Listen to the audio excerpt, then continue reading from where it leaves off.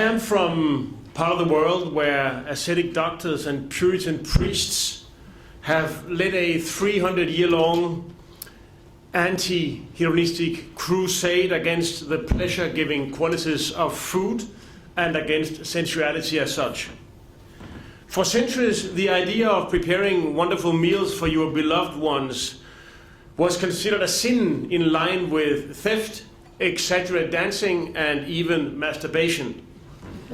The philosophy so successfully communicated by these fine people was that if you want to live a long and healthy life on earth and avoid going to hell in the end, the only thing you have to do is to eat something of inferior taste and to get it over with in a hurry.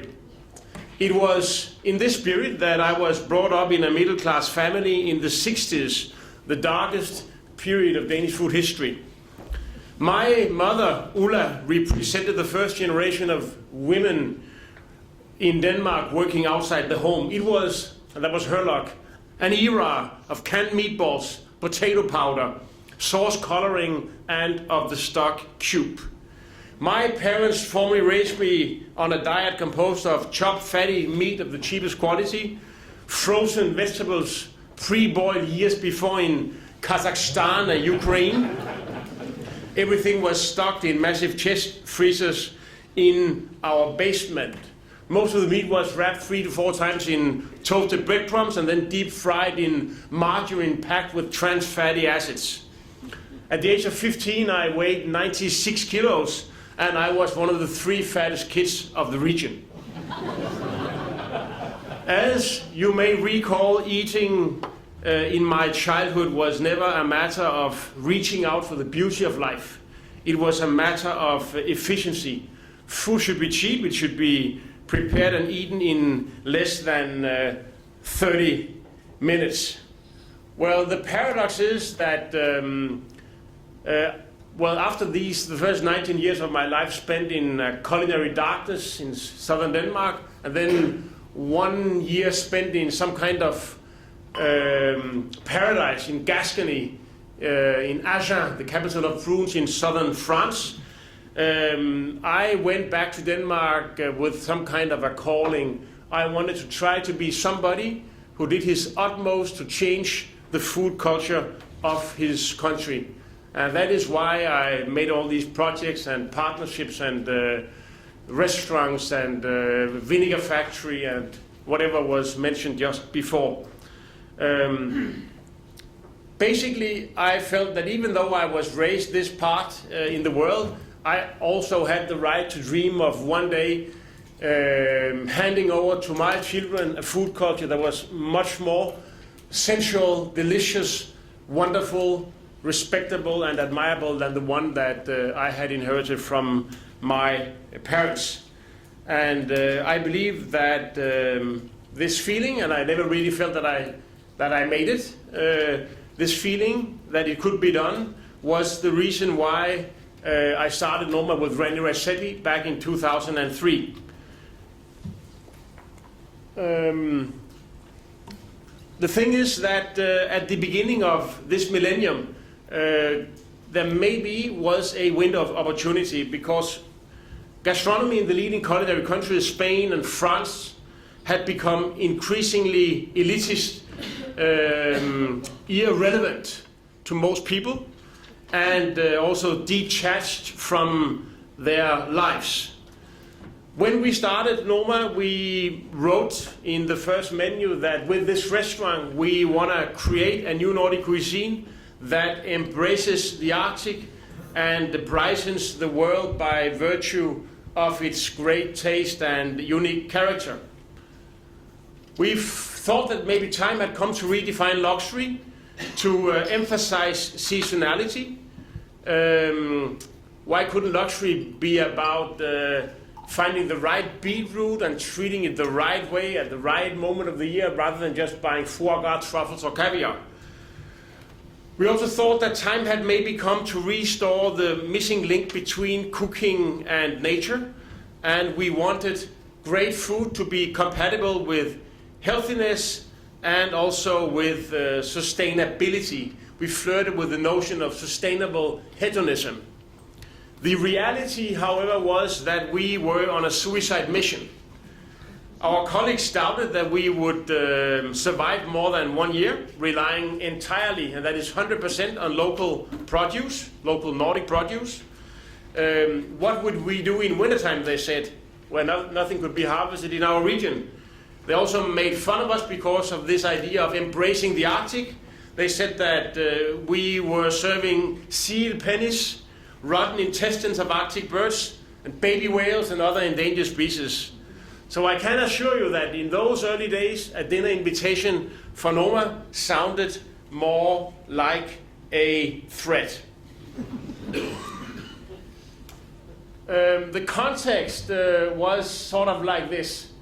More and more people realized that there was a dark side of globalization, in the sense that globalization in the food system leads to some kind of intransparency when it comes to the supply chain. It leads to some kind of ignorance, or at least an insufficient attention paid to issues such as animal welfare, biodiversity, and environmental aspects. And it also tends to leave people without knowledge, commitment, dedication. It tends to leave them a little bit powerless. The Danish food culture, as I had described, was not very strong. Our culinary heritage was not something special, and therefore we would easily be, our food culture, a victim to what is currently called McDonaldization. Also, we had a lot of monopolies in Denmark. As you see that in the dairy industry and the brewing industry, Carlsberg and Arla had almost outcompeted every competitor within the last 100 years in a constant search for efficiency, driving quality down, and also driving diversity down, and leaving people without any kind of interest towards beer or cheeses or any kind of dairy products. And this was a paradox because the Boston Consultancy Group has said that there is no equilibrium in any industry until something like 50% of the value is created in high end and 20% of the volume is reached in high end. And that is definitely not where Danish food culture was in 2003. Also, the whole world was longing after a new culinary story, after having written articles about Ferran Adria and El Bulli for 5 years. In Denmark, we were definitely looking for a new culinary story, in the sense that every top chef in Denmark in 2002 would be working with Southern European produce and also cooking, basically French food. In contrast to all that, we had the Nordic gene banks. We had a very large, undiscovered pole of genes. We had something like 1,000 different apple varieties, 60 different types of edible berries, more than 100 types of different kinds of mushrooms, that out of which 98% would be rotting up in the forests. We had 150 sorts of rhubarbs, only you could never buy them or find them anywhere. More than 80 different types of horseradish with very different flavor profiles. Again, you couldn't find it anywhere. The chefs that started the Nordic cuisine movement, were pretty inspired by the Dogma brothers within the filmmaking industry that had changed the destiny of Danish filmmaking tradition by making a sort of manifesto for a new type of film. Also, we were inspired by the Spanish chefs who back in '73, led by Pedro Subijana and Juan Maria Azak, decided to revitalize the Spanish cuisine, and they thought that it deserved a better place in the global culinary competition, and they actually made it. And 25 years after '73, Ferran Adria was the king of the culinary world. We had an interesting territory because this combination of a very high influx of light, a cold climate, potentially drives the best out of grapes like Riesling, out of cocoa beans, It is no incident that Pinot Noir is grown in Burgundy and Burgundy wine is exceptional. Also, maybe this could mean something to our grain, to our beetroots, to our wild herbs, and maybe milk could be great when coming out of a cow in this cold part of the world. And then also we thought that maybe a new Nordic cuisine could become a €1 billion industry. What could it mean to tourism? What could it mean to food exports? What could it mean to the health cost of our society if we were able to build a quality-oriented, modern, new food culture that would solve some of the great problems that modern societies face today? Basically, it was a potential win-win-win scenario. So what we did, confronted with those problems at Noma with an insufficient amount of guests, and also in order to reach out for this vision, namely to build a new Nordic cuisine, was to invite the gastro-intelligentsia to a new Nordic cuisine symposium, the basic idea of which was to unite chefs and farmers in all Nordic countries, small and big companies, politicians and private people, to a symposium where people should discuss the potential of defining a common journey that would one day position the Nordic cuisine amongst one of the most admirable ones in the world, and also develop a sense of co-ownership to this vision amongst all major groups of stakeholders. So a manifesto was worked out, and it was signed in 2004 by the until then 16 most Francophile top chefs of our region. The meaning of Noma was never to be the best restaurant in the world, nor was the meaning of the Nordic cuisine movement to build an introvert elitarian brotherhood reserved for wannabe Michelin chefs and biodynamic farmers with less than 3 employees. We wanted more than anything the values of this Nordic cuisine movement to live not just in a fine dining context, but in our everyday lives and in people's hearts. We can in no way say that after 10 years we have made it, but it is interesting that today, 10 years later, cabbage is worshipped. Everybody wants to eat vegetables, and rye is the new black. Wild herbs are being collected and sold in supermarkets. Intellectual culinary seminars and festivals are emerging all over Scandinavia, and they celebrate our local food. And also backed by a $20 million donation from a Danish foundation, nutritionists and chefs are turning those avant-garde cooking ideas into a modern everyday meal system called the New Nordic Diet, which, with the intention to combat obesity and diabetes. On top of that, a number of Nordic restaurants have entered the list of the world's 50 best.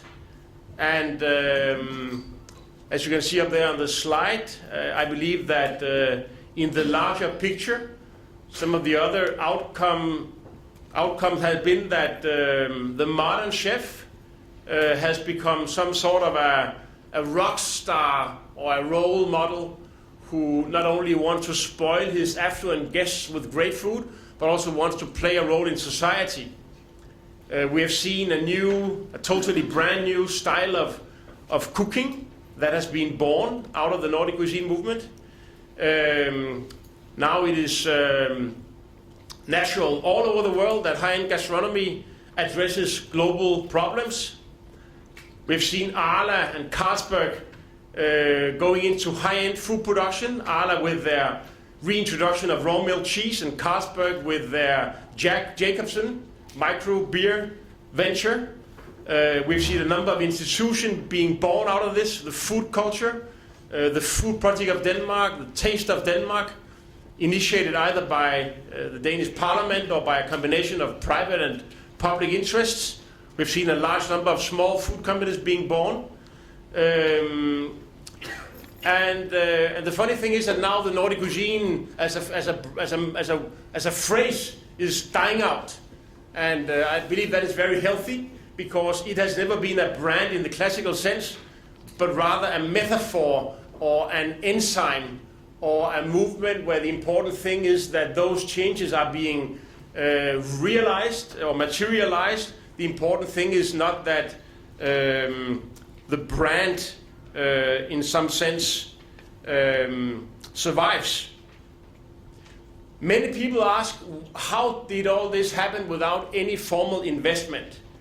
And I believe one of the reasons is that all the chefs and all the stakeholders initially thought of the new Nordic cuisine not as some kind of organization that should be steered, but as a benign virus where people stepped in, propelled by the joy of learning more and of building true value together, rather than just striving for personal gains. Openness, democracy, and inclusion have been key words from the very beginning. There's never been an answer book, never been a logo, never been a presidency, never been any rules, only an appealing set of values in harmony with the global zeitgeist, but apparently with a capacity to change the game of gastronomy. I wanna give you another example of how to start movements. Some 5 years ago, before entering the bakery market, I had this idea that somebody had to make a new bread tradition that would include whole grain to a much larger extent in the dough, that would be 100% organic, and that would be based on local grain varieties grown here around us. So the idea was basically to what would the bread look like if this bread would be to our culture what Riesling is to Mosel, or what the Bordeaux wine is to that part of France. There was no demand for that. There was absolutely no demand for an organic whole grain bread made from Danish grain. So in order to get the ball rolling, I tried to start a movement that would create a dramatic change of demand. And we succeeded, because without any major investment, we have now opened 10 bakeries and created a baking school concept and launched a number of bread books, and also went into organic flour with a retail brand in a partnership with a great organic farmer, Per Grube. And we have reached, without much effort, $20 million a $20 million yearly turnover. Not much compared to your numbers, but in my little world, it's pretty nice. Then why was there a potential for creating a movement within bread? Well, the interesting thing about bread is that it is ultimately democratic. Everybody can afford the best bread in the world, especially if you bake it yourself. Bread can be a horrible thing to eat, or it can be one of the most delicious things to eat in your life. Also, we're eating too much meat, we all know that. It is a great waste of resources, it is unsustainable, it is also unhealthy. And it would be so great if much more of the bread that we would eat would be organic, and if it was made with a larger percentage of whole grain flour. In that the excess intake of refined white flour seems to be one of the top 3 global reasons for the epidemic proportion of obesity and diabetes too. And finally, before I want the video from you up there, and finally, for each kilo of bread made from organic flour, 250 liters of groundwater will be free from pesticides. Before I started anything, before we launched the flour, before we launched the bread, before one does that, you are in a special position where you are much more reliable. You have got nothing to sell, and that authority you can transform into a certain kind of support and understanding and respecting the market. And I wanted to see in people's eyes if it was possible to make them dream about this bread revolution. And I met them with a kind of a street food stall at the Roskilde Music Festival in 2009. And I believe that we've got a video from that. Vi er på Roskilde i år med Meyers Bageri og Deli som en protest imod de internationale fast- og junkfood konglomerater. Og jeg vil gerne fortælle jer meget kort en historie om, hvordan jeres brød bliver bedre end noget, I nogensinde har bagt. Regel nummer 1. Hvidt brød er noget lort. Vi er nødt til at have noget kim og flid, en lille smule fuldkornsmel med ned i melet. Regel nummer 2. Der skal mere vand i dejen. Der skal mere vand i dejen. Problemet er, at alle brødopskrifter... Mere vand i dejen! Regel nummer 3. Æld som ind i helvede. I skal ælde 10-15 minutter. Regel nummer 3. Det er mere salt. I skal op omkring 25 gram salt per kilo mel, fordi salten fremmer brødsmag af korn. Og det næste det er lang hævetid. Normalt så hæver man 50 gram gær, står der, og så hæver man 2 timer, mens man går på toilettet, og så bærer man brød. Det er løgn! Det her er man kan ikke få et godt brød frem på 2 timer. Man skal planlægge lortet, og man skal give det de 8 timer, det skal have, eller 16 eller 24. Så regel nummer 5 er, når man går ned i gærmængde. Kan I sige det? Gå ned i gærmængde! 1, 2, 3! Sådan! En gang til! 1, 2, 3! For når man kommer ned i gærmængde, så kommer man op i hævetid. Og den lange hævetid, det gør, at brødet på naturlig måde danner mælkesyrebakterier. Og det fantastiske med mælkesyrebakterier er, at de gør kornets næringsstoffer tilgængelige for kroppen. Er det en god idé, at kornets næringsstoffer bliver tilgængelige for kroppen? Yeah! Og den sidste regel, det er faktisk bare, at man skal bage sit brød i en varm ovn. Mange opskrifter skriver 180 grader, 190 grader, 175 grader. Ovnen skal være varm! I Mærko kan man købe en stenplade til 198 kroner. Den kan man bryde ind i en hvilken som helst ovn. Og så kan man varme stenpladen op, og når den er varm, så kan man bage i stenovn. Så det var sådan set bare det. Fedt I kom. Tak for det, jeg støttede os hernede. Og så er der gratis brød til alle sammen.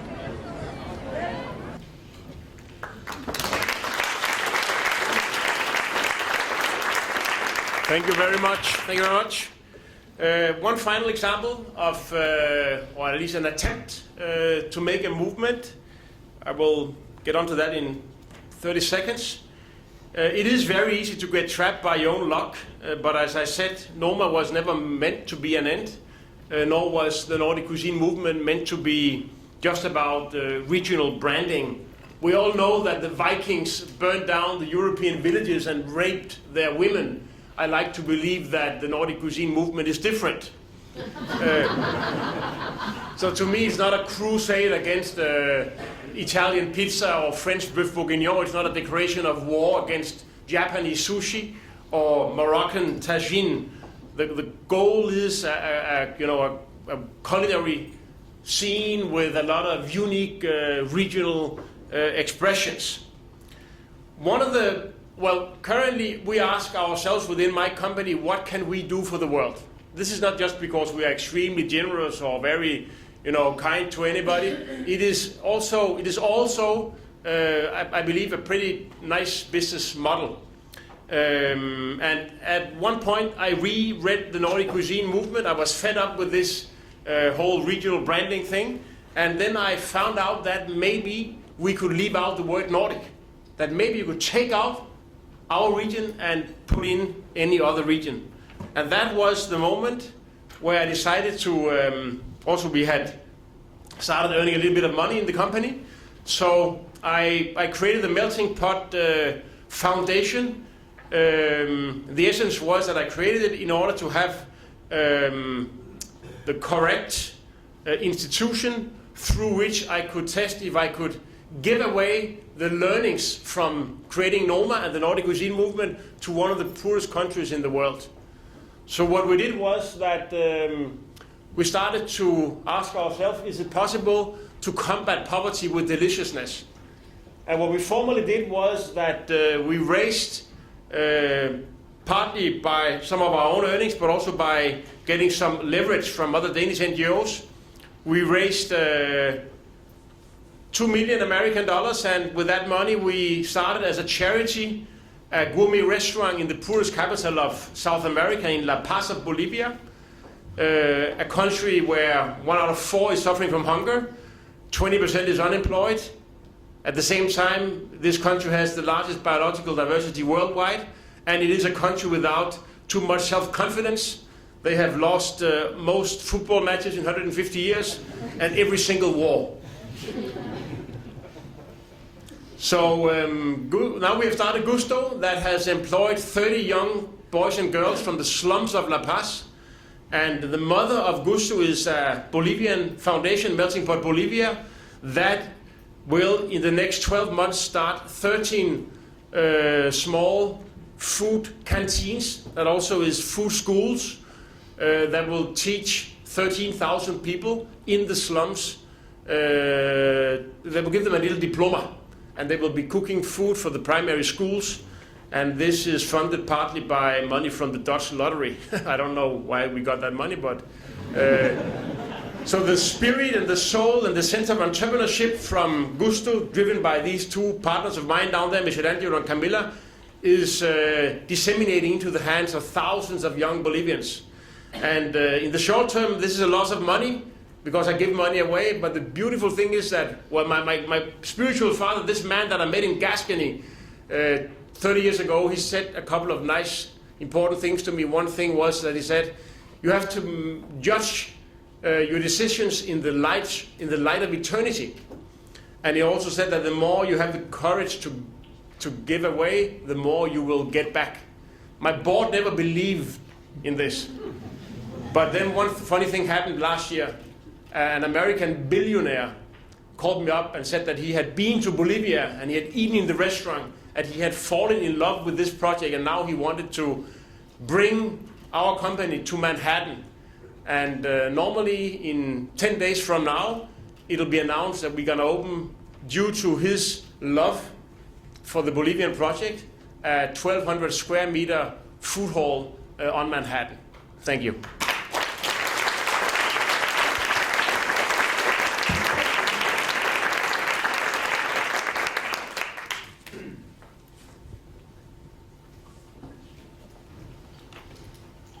Is just going to join me on stage for a minute. Do you want to just come up and wire up Claus for a moment? That's just while you're getting wired. I remember growing up in a small country at the other end of the earth called New Zealand. Had an Irish mother, and she would cook in a very Irish way of the time.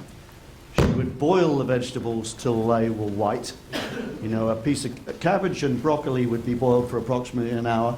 A chicken, because we didn't have much money, would always be what they called a pot boiler. And that would be boiled for several hours to even make it edible. And we didn't know that all around us, in the sea, in the ground, there was really fabulous food. And you know who taught us that? It was the Maori people, who had been eating the food of the land and the food of the sea for years and years and years. And it was a similar sort of tale of evolution. And now New Zealand cuisine, as you know, has really led the sort of has played a starring role in the sort of fusion regime of Asia Pacific. It's very interesting how you lit upon what was all around you through your days of culinary darkness. Take a seat. I've got to say that's an amazing story about Bolivia. How does that make you feel? That you went out and identified that? You've taken it to the world? I am the sort of person that when I wake up in the morning is almost incapable of being happy about what I succeeded in doing yesterday. So when I wake up, I'm obsessed with all the challenges ahead of us. everything that doesn't work well in Bolivia. But of course, if I close my eyes or sit quietly with my kids, I'm pretty proud of that. Okay. I see all these headlines about you, and I sort of feel guilty about reading them out earlier. The number one year in, year out. I suspect what drives you is anything but that status of number one restaurant. It's about what's in your soul and your vision and your ambition. Yeah, I want to be as good for the world as I can be. I mean, I have reached a point in my life where I earn the money that I need. And of course, it's a fantastic adventure to be suddenly co-owner of the best restaurant in the world. I mean, it's mostly due to the capacity of my partner, René Redzepi, that we ever reached that point. But I'm very happy about what Noma has given, not just to our region, but also that everything that we have learned from that project has given me the idea to see if I could inspire my country to help a poor country in a different way. Because I may be doing something that will change the destiny of Bolivia with a very, very little amount of money. And maybe my country or other countries could think about charity or development aid in a different way by teaming up with their areas of competence, where different countries have different sort of competence areas, strongholds. And maybe they could inspire entrepreneurs to team up with governments to help people in different ways. So that is basically what inspires me to surprise myself, and to be a little bit better for the world tomorrow than I was yesterday. Out here in the audience, you've got airports from all around the world, food and beverage operators from all around the world. They are the part of the first experience of a country and the last experience of a country, the gateway, the exit, the entry. And it strikes me, because I think what you're talking about is fundamentally important, that the airport industry could do so much to champion some of the ideals that you're talking about, to champion the tastes, the traditions, the cuisine, the culture of a city, a region, a country. And maybe we don't do enough, and I'd like to open up on that thought in a minute. So if anyone's got any questions of Claus, please raise, or any comments to make, raise your hands. Well, what's your thought of that? You travel the world a lot. Yeah, I mean, I am in no airport myself with none of our retail brands, and I'm not sure that it is the obligation of an airport operator to change the world. When I look at the rent, you call it the rent, huh? These 15, 17, 18, 20% or whatever you're paying up there. Yeah. When I look at the complexity of operating an outlet in an airport, and when I look at myself, I don't see that airport operators have certain obligations. I would love it to be possible for even people who operate restaurants or cafes out there to change the world for the better. But I personally, I don't think that is their obligation. Okay. I listened to your co-founder the other day on So what I think we, the crazy entrepreneurs from the high street positions or that are operating outside the airports, we should change demand so that those people who travel would facilitate that airport operators can move in the same direction. All right. I listened to your co-founder, René, on a very good BBC program called Desert Island Discs the other day. It's a program in which famous people, they tell the stories of their lives, but they also pick out the pieces of music that they would take on a desert island with them. It's a very, very nice program. And the host asked René really a lot about this sort of concept of sense of place. He spoke about the essence of homeland, which was a nice phrase, essence of homeland. He said he was looking for a sense of time and a sense of place. Now, you've spoken about some of those things today. Just expand a little on them more, and then I'm going to open up to the audience. I want some questions and comments on this whole issue of local provenance and capturing flavour, literal and metaphorical, of a land. What does it really mean to you? Well, that is what I'm searching for when I'm traveling. When I travel, I want to eat. I want to eat something that is the best possible thing to eat that place on earth, that moment of time.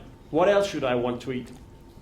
So if I find myself in Warszawa in the late October, what else should I want to eat but the most wonderful thing to eat, that place on earth, that moment in time? And how can I find that? Well, and what would it be? I don't know. But so the idea of Noma was to say we rather than just trying to make foie gras that is 80% as good as the one that the French make, then let's try to with all the knowledge that we have about cooking, with all our knowledge about produce, let's try to come up with the ultimate interpretation of something uniquely Nordic.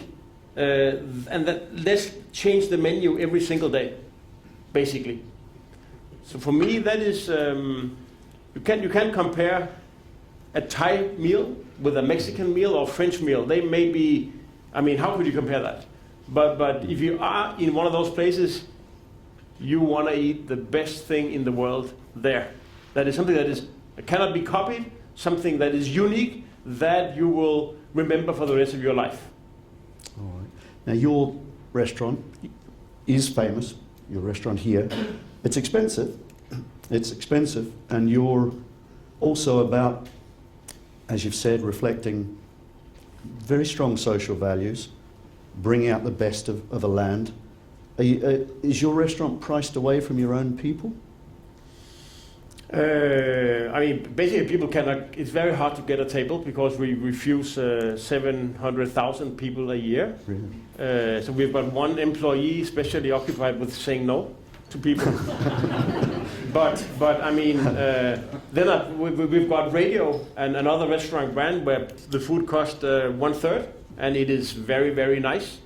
We have got delis where it's even cheaper, and we also serve lunch for 17,000 people a day from 70 different canteen operations. And there it is basically the same ideology. It is the same idea of serving what is good right now from our country, but it is, you know, with one chef cooking for 150 people. So we are basically operating at all levels of the price range. Okay. Let's just say we got the money out of the way, the nasty matter of money, and we got you to the airport, open an outlet of the scale that you wanted to do. What would you do at Copenhagen Airport? In Copenhagen Airport, you've got obviously a lot of Danes traveling, but a lot of people coming here. What would you do? I would definitely love to make an open-faced sandwich operation that similar to the one that we're gonna open up in this very, very busy place, maybe the most busy place in New York in 1.5 years. So an open-faced sandwich operation that is sexy and very, very vibrant and fresh. If that would be a profitable business, I would like to do something like that. Also, the concept of, I mean, I love bread myself, so the idea of making something more around bread would be also wonderful. Grain, I mean, a risotto, just, you know, freestyling. A grain bar that would serve porridge or risotto style preparations with barley, oat, rye, and whole grain wheat that would integrate all the colors and flavors of the season, both sweet and savory versions during the day. I would love to do that also. I think the melting pot will be opening soon, Anders. It sounds fabulous. What do you do with, in terms of the accompaniment to your food at Noma? What do I do with? Beverage. Do you, obviously not a wine-producing country, but you make great spirit. Do you bring that into play? Not very much actually, but we have, I mean, our guests, and I think that is also guests all over the world in fine dining and elsewhere, they tend to go down when it comes to the level of alcohol. So it is not the moment to introduce 40% alcohol beverages in the middle of the meal, I think. So what we do is that when it comes to the wine, we have a couple of nice Danish white wines on the list, and then we work with cold climate wines, very bright, fresh, crisp wines, a lot of natural wines, mainly from Austria, Switzerland, Germany, and the northern part of the southern European wine-producing countries. And also, that is not very Nordic, of course, so that is the exception. But then when it comes to the non-alcoholic menu, the juice menu, we have a lot of, that is totally local. So a lot of vegetables and fruits being turned into ice-cold, wonderful drinks, and a lot of people are actually opting for the juice menu these days. Is your restaurant entirely vegetarian? No, but as it was the meaning with the Nordic cuisine movement was that we wanted to own vegetables. Yep. We wanted to be the very good guys at preparing vegetables. So I would say that 90% of the weight of the food that goes into the plate at Noma, and some 75-80% of the calories come from vegetables. But you also get a little bit of meat, but not very much, and a little bit more fish and shellfish. Okay. Some of the ingredients you use, some of the dishes you serve are just extraordinary.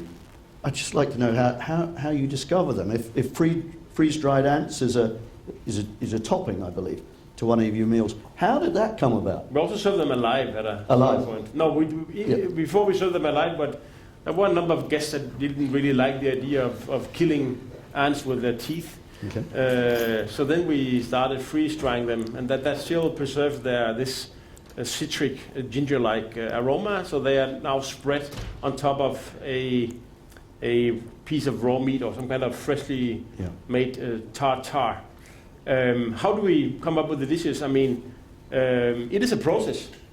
So what René does is that he brings together the whole team every Saturday night at 1 o'clock in the night after service, and 50 chefs from the whole world are cooperating in order to partly come up with new ideas and partly taste some of the things that have been made by the food lab in the previous week. So one thing is that we have an innovation process and a food lab connected to the restaurant. But on top of that, we have, since 2004, René and I, we initiated the Nordic Food Lab that was supposed to work at a kind of a ground level, coming up with more basic findings. So one of the things we've been asking ourselves is that where could umami come from in the Nordic region? Another question has been, what insects can be found here and how could we bring them into the menu? So we've got one lab working with dishes and another lab working with the letters of the alphabet of flavor. Oh, okay. And you have for the benefit of the whole industry, not just for the benefit of Noma. Yeah. You have a full-time forager, as I understand it. Would you explain to the audience what that's about? Well, I mean, because all these wild herbs and wild roots play such a big role, it is profitable for us to have one person dedicated totally to sort of bringing in that kind of stuff, rather than buying everything from external suppliers of forest stuff. It's simply a way of internalizing competences and taking better decisions. It's a better economy than just to buy everything from abroad. Okay. You talked about industry responsibility, and you rightly touched on the subject of obesity. We live in a gathering global crisis, I think, of obesity. Obviously in North America, but certainly in the part of the world I live in now, in England, the position is worsening and worsening. It's not just obesity. You know, white flour, white sugars, often now are thought to be one of the prime causes of gastric cancer. How much of a lead role does the restaurant side of the food industry have to play in grappling with those sort of issues? Well, I'm glad that you have ambitions on behalf of the airport's operators. I can hear that are larger than mine. I would say that one thing is sure: it is possible to make much more healthy food that is better for the individual than what you see in the airports. I mean, it is much more easy to create a winning concept with a lot of fat and sugar and unorganic and whatever, but it is definitely, with all these operating competences that I am sure is in this room right now, it is very, very easy to make different types of food concepts that are winning, that don't sacrifice individual healthiness, but where you reach both deliciousness, otherwise you're out of business, and healthiness. So it is a little bit less obvious, but it is. There are a lot of concepts that are possible, and I've mentioned a couple of them: grain bar and rye bread, 100% whole grain based open-faced sandwich concept. But I have not within my organization the operational power to struggle in that market. But I'm sure that these guys could do it if they wanted to do it. So I'm glad that you inspire them. Okay. Klaus, we'll take a few questions and comments. Dermot, you're out the back, and I think one or two other members of the team. We've got a question here from Anders. Just raise your hand, Anders. If anyone has anything to say, just introduce yourself, please. Thank you, Martin. Is this on? Yeah. Thank you, Martin, and thank you, Klaus. Martin, you've asked a lot of really good questions, so my question will be a little bit off the track. But Klaus, when do you see you're experiencing or you're experimenting a lot with insects and that sort of protein content?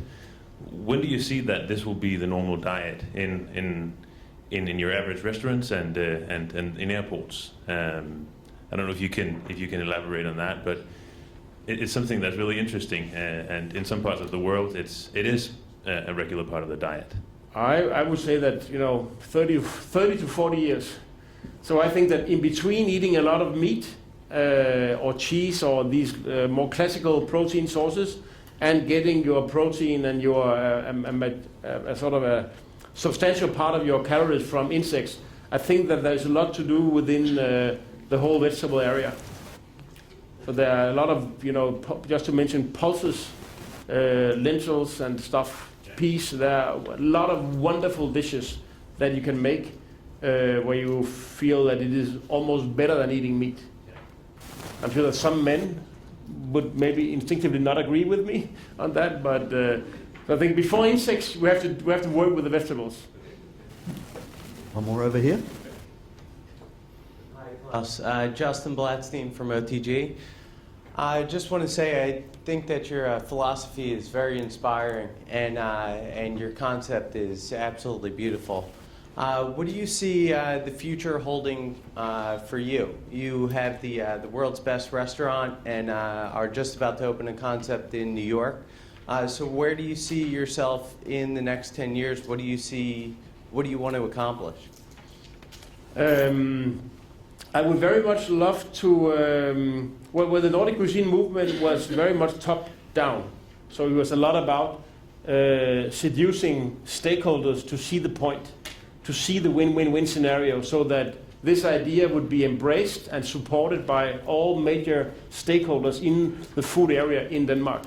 I think that time has come for us, if we want to take this concept of improving the world through food, not just improving the food world. If we want to take, if we do take that for serious, then we have to work bottom up. So I would love, I am about to invest myself in testing in a very small society composed of only 4,000 or 5,000 unhappy people. A small borough that is maybe dead in 20 years if nothing dramatic happens. So I'm trying to test how you can vitalize a borough through food, and how you can vitalize the very local food system by meeting, simple, ordinary people in eyesight and inviting them almost bilaterally to step in and join the movement and participate in the process of changing our food system. And I see tremendous results in very short time. So that, I think, is extremely inspiring for me intellectually. And that is also what is needed now. Otherwise, it'll just be, this whole thing will be for the elite. Yep. Then the American venture is a very big challenge. I would love, now that you if you want to hear it, I would actually love to make a fast food concept, the perfect fast food concept. I would really love to do that. That is, everything. Extremely healthy, extremely delicious, extremely engaging, that actually transform its clients when they eat and turn them into ambassadors for a food revolution. I think that it is possible to make such a fast food outlet. And so that would also be something to achieve, to go as low as possible in terms of price without sacrificing the important things. All right, we'll take one more question. There's no others out there, Dermot? No, we're just tight on time. So one more, please. Yep. Hi, Elizabeth Jakowiak from Minneapolis, St. Paul International in America. Wow, you're really inspiring, and I'm curious, especially now based on your comment about wanting to make a fast food concept. I dream of the day of that moment when I need quick convenience for my children to actually feed them something that I don't look down in shame thinking, I can't believe I just drove through there and gave that to my children. But what in your having explored multi-unit operations, what's your epiphany or biggest discovery as you kind of drive this price point down? What has been your finding that really makes that viable and profitable? I think that the reality is that that I haven't made if I haven't made those findings because I am not currently operating that type of outlet. But the interesting thing is that one of the main partners in my American project on Manhattan is a company specialized in high-end fast food. And we have been discussing the idea of expanding a certain part of this food hall, a certain element of it. And they believe, coming from where they come from, that it is absolutely possible to take that element and increase the volume. But I couldn't actually say much more about it without sort of releasing the concept all. So maybe we should do that out there, you and I. I'll be waiting. How about with the bakery? You had mentioned that, I believe, did you have 12 units of 10 units. Well, I mean, I can say it as well. So the idea, 100% organically grown, local, grade grain. So greening America by making a lot of organic grain and then turning that grain into different types of beverages, and also having a kind of, instead of having a burger place, and having a place specialized in totally freshly made, outstanding sourdough-based bread that can be turned into different types of meals. It's pretty simple. So beer, and maybe include beer also, but also non-alcoholic beverages based on grain. But beer is obvious. Instead of wine and pizza, or or Coca-Cola and burger, then why not specializing in grain? It is very cheap. It's a very, very cheap source of calorie. Thank you. Would it work? Thumbs up or thumbs down? Would it work? No. They want burgers. Could you make it low carb? Wow. I'll have to kill the low carb thing first, you mean? Maybe. All right. Thanks for the questions. Klaus, thanks for being with us. I know you're a very, very busy man, but that was absolutely riveting and inspirational. We wish you well, particularly with Gusto, of course. I think it's just a wholly impressive initiative. What great stuff. And in your life in the next 10 years and many more to come, stay well, and thanks for being with us today. Ladies and gentlemen, Claus Meyer. Thank you. Thanks, Klaus.